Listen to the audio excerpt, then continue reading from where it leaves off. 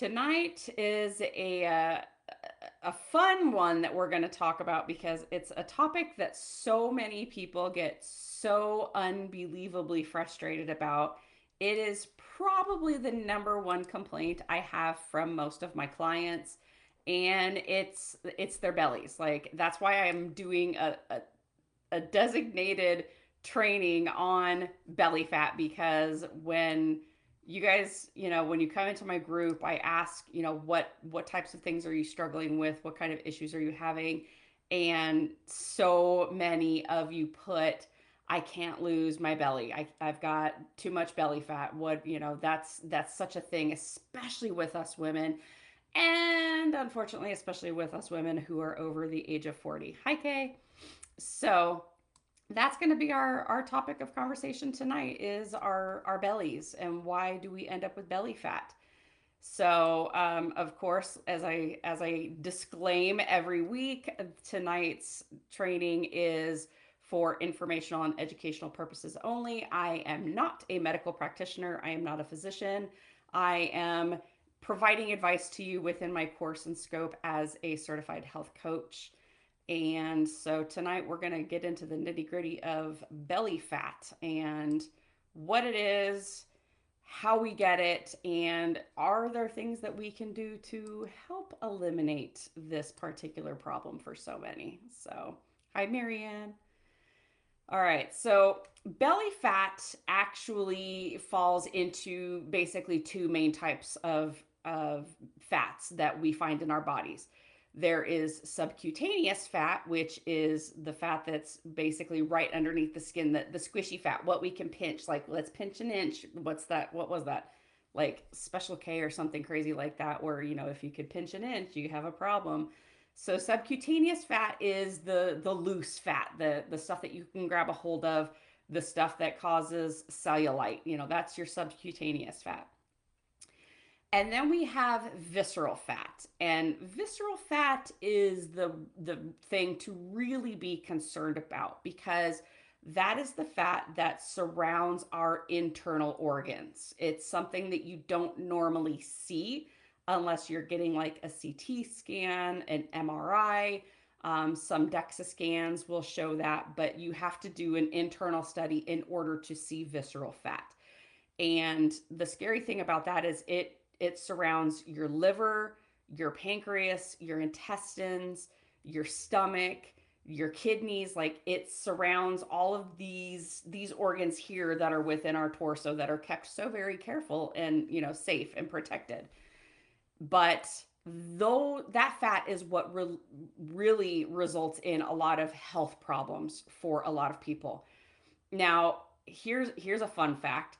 You can be thin and still unhealthy, still have a fair amount of visceral fat because that fat, again, is not generally visible from the outside. So that's what we refer to as TOFI, which is thin outside, fat inside. You can still have a slender build and have this visceral fat surrounding your organs. And that's scary. That's like, red lights, danger zone. You don't want to have that happening in your body, whether you are 50 pounds overweight or you're in within healthy ranges of your weight. So yeah, we want to make sure that there's that distinction there and what the different things can lead to down the road. It's not just about vanity, guys. So health risks, I'm going to go over health risks first. We're going to talk about that, then we're going to get into the causes of belly fat, not only subcutaneous but also the visceral fat. We'll get into what can we do to what can we do to help eliminate it. How do we know if we have issues with too much belly fat, whether it be visceral or subcutaneous? We're going to go through all of this stuff. So again, you're going to have access to this in this group because you'll be able to rewatch it if you don't have a pen and paper to be able to write down the different methods of being able to tell if you've got an excess of visceral fat, subcutaneous fat, so on and so forth. So here we go. Excessive visceral fat is linked to a number of health conditions that are including but not limited to Heart disease. That's probably the number one issue is cardiovascular disease. It can lead to inflammation, which can, of course, lead to hardening of your arteries, buildup of plaque, which then obviously it goes hand in hand with cardiovascular disease. And as we've talked about in other life trainings, especially as women, we really have to be cognizant and aware of our cardiovascular health as we age, especially as we age, as we go through perimenopause, as we're postmenopausal, because that is the leading cause of death for women in the United States. So we have to be diligent to keep our cardiovascular health as positive as possible. It can lead to stroke.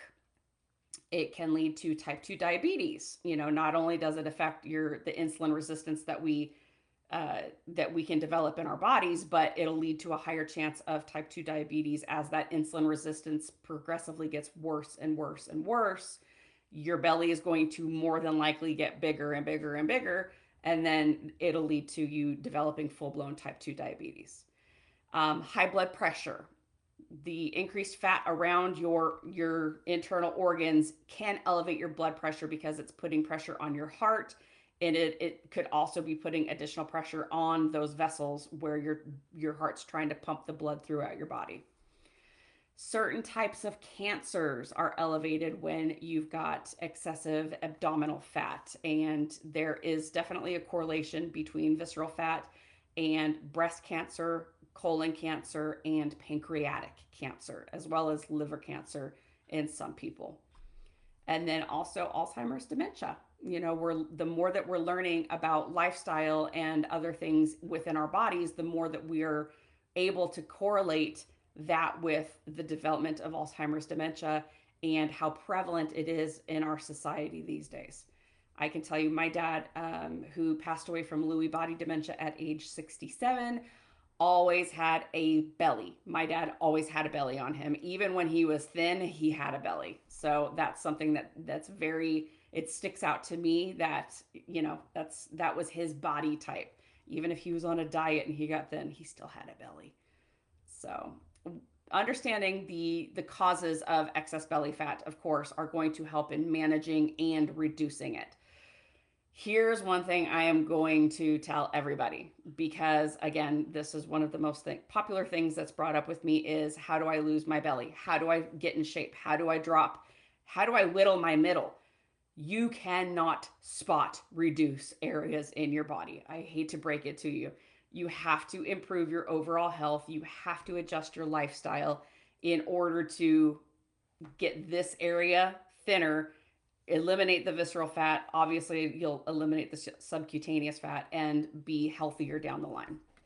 So the key factors that contribute to belly fat are going to be, number one, obviously, poor diet.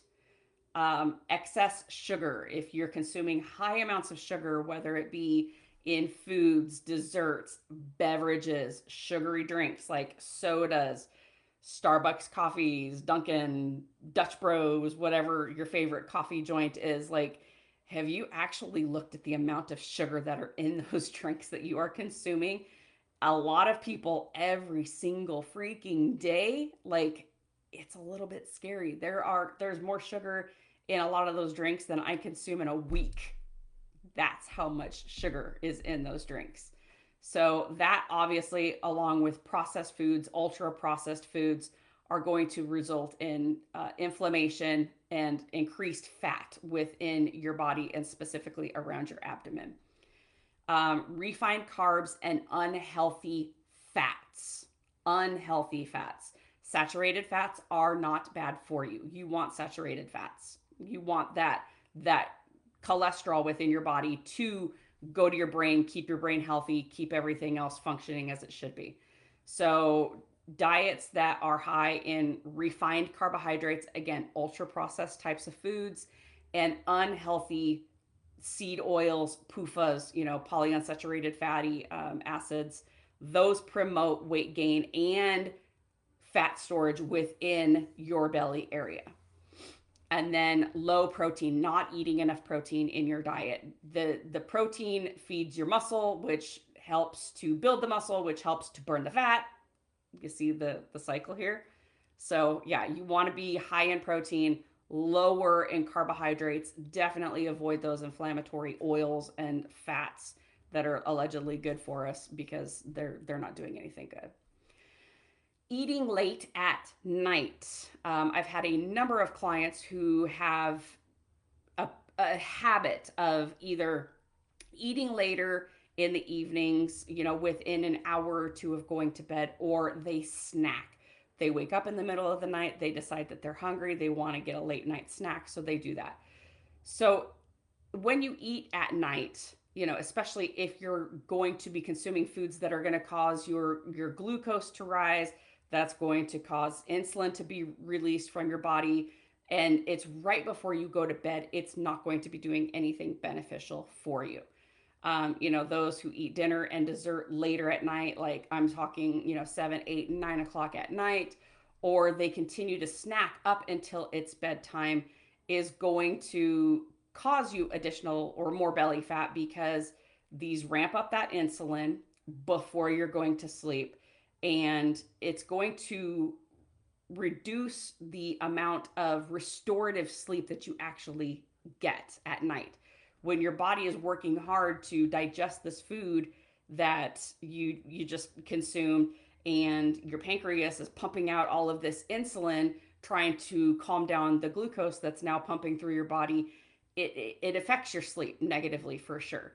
So you want to make sure that you're not eating super late at night because, again, you're getting the spike in glucose, you're increasing that insulin that's pumping through your body, and you just can't sleep as well as if you were going to bed on an empty stomach.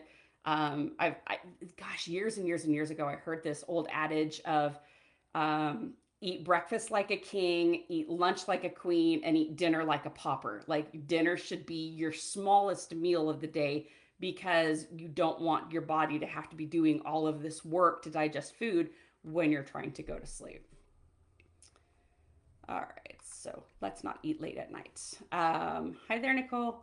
Lack of physical activity. Obviously, that's going to contribute to belly fat, right? Whether you have a sedentary lifestyle, a sedentary job, you don't get up and do any extra movement.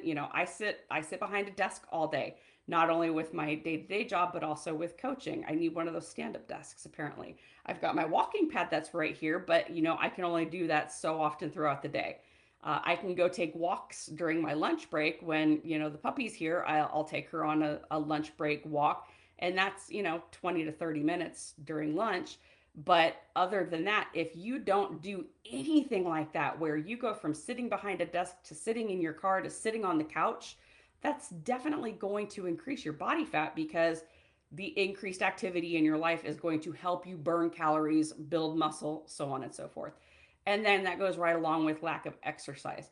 You have a sedentary lifestyle and no exercise in your life whatsoever, you're going to end up with a definitely a higher amount of belly fat and, fat throughout your body, but specifically in your belly as well. Stress and hormonal imbalances. Do you see how a lot of these topics that we discuss in these live trainings really all kind of, fit together? It's like a puzzle, right? Our bodies are like this giant puzzle. So stress results in what? Fight or flight, cortisol. We hear about that cortisol storm that happens in so many women and men, but primarily women, just because we are the ones who tend to stress out about everything in life. So high stress levels are going to increase your production of cortisol.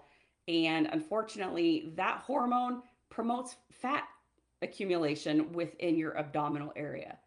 And then let's pair that along with hormonal changes. We talked about it in the menopause course that, not only can these hormonal fluctuations that are happening during perimenopause and into postmenopause cause increases in belly fat, not necessarily because we're gaining extra weight, but because that fat gets redistributed in our bodies. Women tend to carry it more in their waist and their hips and their butt and their legs.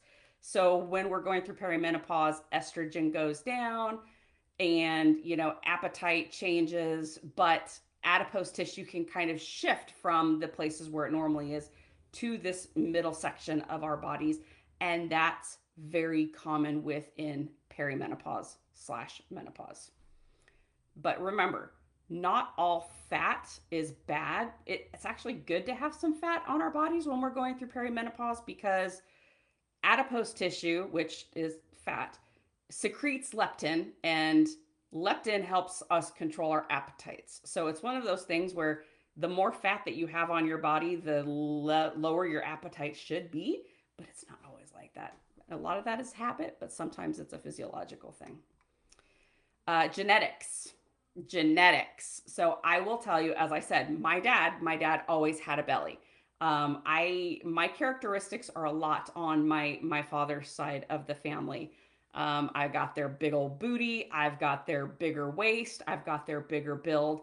I think every single female in my family, like my dad's side of the family, who has had a child has an apron belly. And whether that's just because we eat so much when we're pregnant and we tend to gain so much weight, or it's just a genetic trait that we've got that, you know what, we stretch out and things just don't go back in like they should. I was 20 years old when I had my son. I should have bounced back, right? Well, not necessarily, because I gained 75 pounds while I was pregnant with him. And again, this right here, this area that I've got down here, this apron belly, will not go away unless I have plastic surgery, because I'm going to say probably 80% of what's going on down here is just loose skin, and I can't tone up skin. I'd have to have it surgically removed. So genetics can definitely play a significant role in determining your body shape and your body style, as well as fat distribution patterns. So just be aware. And if your family has a history of obesity, belly fat, you're probably going to be predisposed to it, which means you need to be a little bit more cognizant and proactive in preventing things like that from happening. And then metabolic rate. Genetics can also affect your metabolism. Depending, it can determine kind of how your body stores fat and burns fat. But again, you can always adjust that basal metabolic rate that you have happening in your body by lifestyle and movement. You can change and tweak your epigenetics. Okay. Insufficient sleep. Sleep deprivation can not only lead to weight gain. Why? Because a lot of times, if we're deprived of sleep, we are eating more than we normally will. We are snacking more. We are consuming sugar. We're consuming excess amounts of caffeine because we're so freaking tired and we have to stay awake, right? So not only are we eating more, but again, more of those stress hormones are being released because we haven't given our bodies the rest that we need to function properly.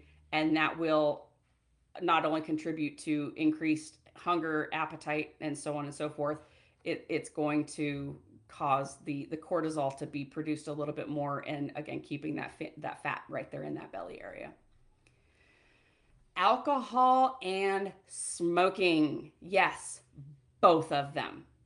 So people who drink on a regular basis, not only do you get that beer belly, I mean, everybody talks about the beer belly, right? I know so many, particularly women, who will stop drinking for, say, a month, dry January, right? And they cannot believe how flat their stomachs are at the end of that month.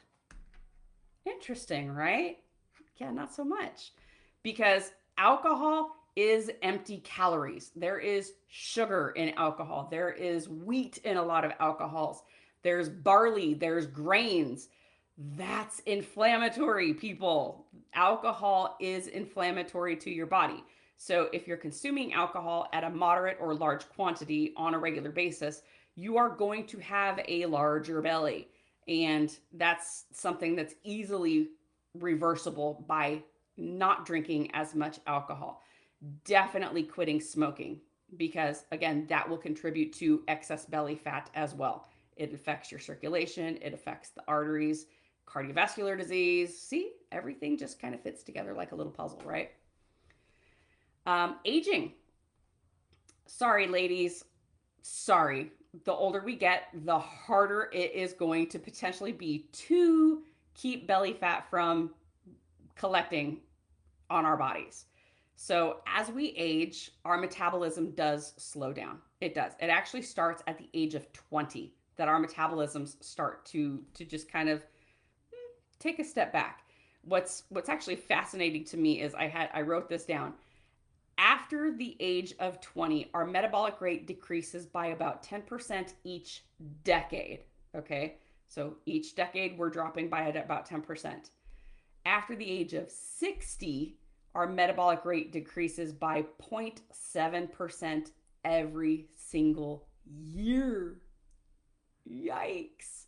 So, yes, it is important for us to be diligent with our lifestyle, with our health, with our fitness, etc., etc.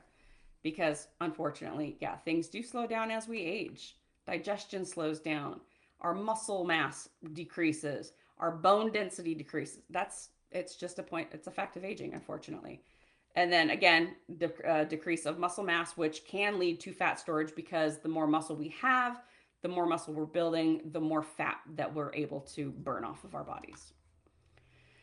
So, unless you get a CT scan, an MRI, you have access to a DEXA machine. A lot of scales these days, like the one that I have, it measures it. I stand on the scale. I've got the little pads there, and I hold onto the thing, which my thumbs, and it runs basically an electrical current through my body to gauge an idea of how much muscle mass I have, lean muscle mass, how much body fat I've got, so on and so forth. But it doesn't specify what area of your body this body fat is in. So if you need like hard evidence, you want to see what's going on in your body, you can talk to your doctor about getting a CT scan, getting an MRI done. CT scans are probably going to be better. Or going and buying a DEXA scan. You can buy those DEXA packages that they've got like every 3 months, every 6 months, twice a year, whatever it is, that you can purchase those. And as you're going along your journey, you can keep an eye on and gauge what's happening inside of your body, not only body fat, but also muscle as you're aging. And it, again, knowledge is power. I'm big on knowledge. So, but a way that you can determine whether or not you have excess visceral fat is there's two different things you can do. One is waist to hip ratio. So you want to be standing, obviously. And so you're going to take one of those, fabric tape measures, and I'm a big fan of those. I always want my clients to do their measurements because if you're not seeing something on the scale, you might be seeing it on that tape measure. So you're going to measure at the narrowest, the smallest part of your waist, which is generally right above your belly button. Some people it's a little bit higher, some people it's right around the belly button, but where that hourglass comes in, right? We want to measure the smallest part of our waist, and then we want to measure the widest part of our hips or our butt. Like, mine's giant because I have a big badonk, but find that widest area down below, and you're going to measure both. That gives you your hip circumference. And then you're going to divide your waist circumference by your hip circumference. And the result you get is your waist to hip ratio. Studies, this one's a little bit older, but they show generally that above 0.85 for women and above 0.90 for men indicates abdominal obesity. So that's the waist to hip ratio. The waist to height ratio is, again, you divide your waist circumference, that's that smallest area of your waist, by your height. Okay? And you divide your waist by your height, and then an ideal waist to height ratio is nothing more than 50. So there's two different ways you can do it. You can do inches or centimeters, however you want to measure it, but that's the calculation. So waist to hip or waist to height. And that'll give you an idea if you have too much visceral fat happening, whether you have a big belly that you can see or not. All right. And then what can we do to reduce it? Like I said, you guys cannot spot train areas of your bodies. Yes, you can. I'm sorry, you can't spot reduce, not spot train, spot reduce areas of your body. You can train certain areas of your body as much as you want to. I still got this going on, and a lot of this is skin, some of it's still fat, but the more muscle I get, the better it seems to be getting. But at the same time, it's like, okay, can this just go away? Not necessarily. It's the same thing with your waist, same thing with your hips, same thing with your legs. It depends on age, elasticity, so on and so forth. So, how can we effectively reduce belly fat? Well, let's focus on a healthy diet, shall we? We want plenty of protein. We said that already. Whether it's fatty protein or lean protein, you have to determine that for yourself. What's going to work best for your body? We want healthy fats in our lives. We do not want seed oils. We do not want vegetable oils. We don't want PUFAs happening. Some people can tolerate certain fruits and vegetables, others cannot. You have to determine what works for you. I am one of those that I have to stick to basically meat and eggs because that's what works for my body. I've gone from a much fattier consumption to a lower fat consumption because, again, as we go through our journeys, things change and we have to play the game along with it.